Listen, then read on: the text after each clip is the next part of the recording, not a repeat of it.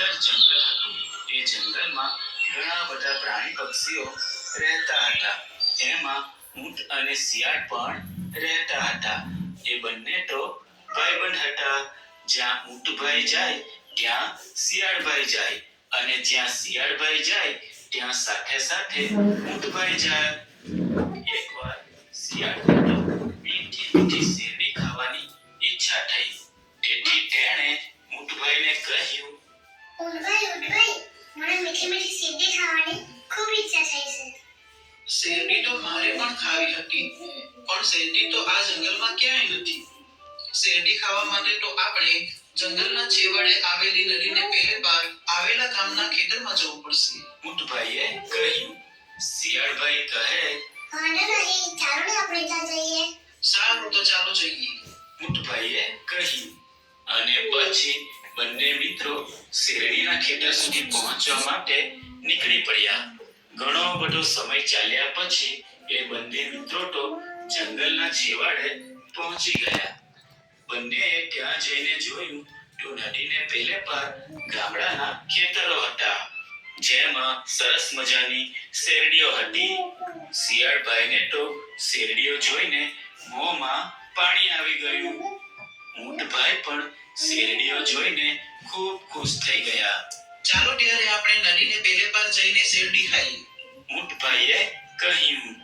શિયાળભાઈ કહે, ઊંટભાઈ, પણ મને તો તરતા નથી આવડતું, તો હું કેવી રીતે આવું?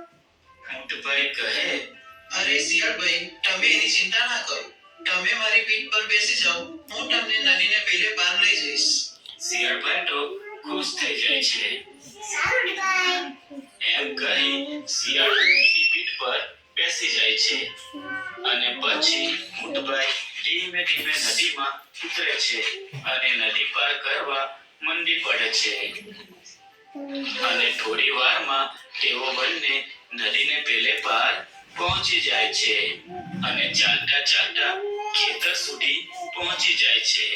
અને જુએ છે તો ખેતરમાં તો ખૂબ જ સરસ મોટી મોટી અને તાજી તાજી શેરડીઓ હતી. શિયાળ કહે, ચાલો ઊંટભાઈ, ખેતરમાં જઈને શેરડી ખાઈ લઈએ. ત્યાં જ ઊંટભાઈની નજર ખેતરથી થોડે દૂર ઝાડના છાંયડામાં ખાટલા પર સૂતેલા ખેતરના માલિક પર પડી.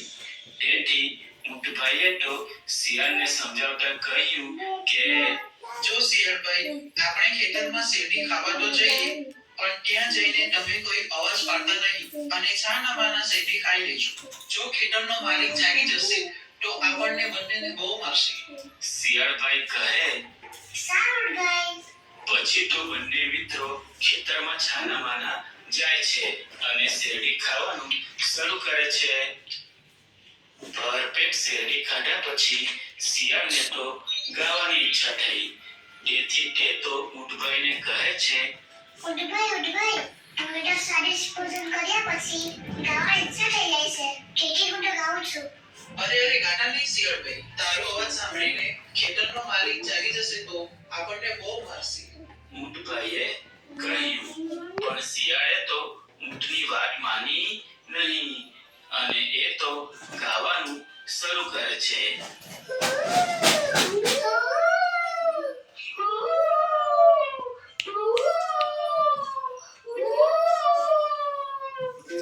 શિયાળનો અવાજ સાંભળીને ખેતરનો માલિક જાગી જાય છે અને મોટો દંડો હાથમાં લઈ લે છે.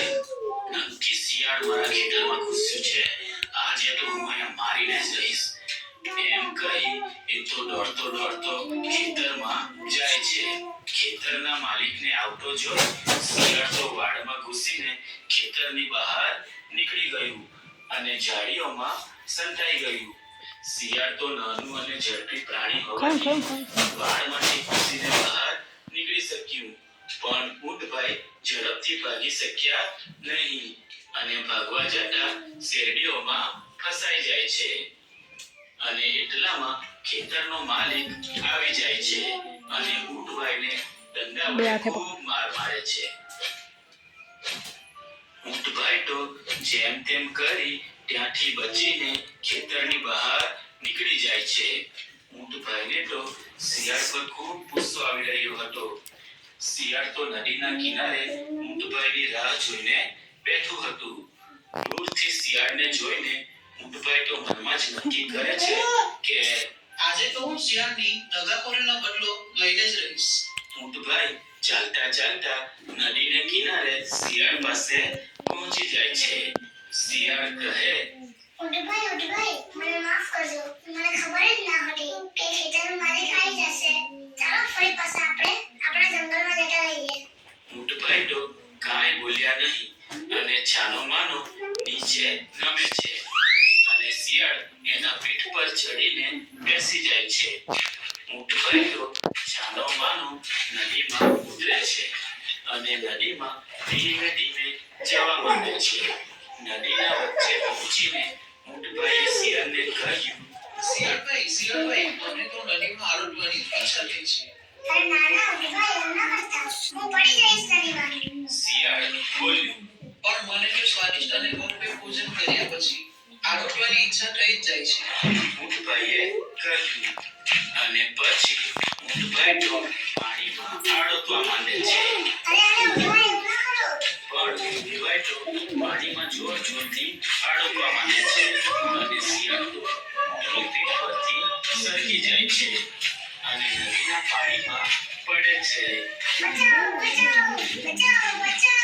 કરતું કરતું પાણીના વહેણમાં ડૂબતું ડૂબતું તણાઈ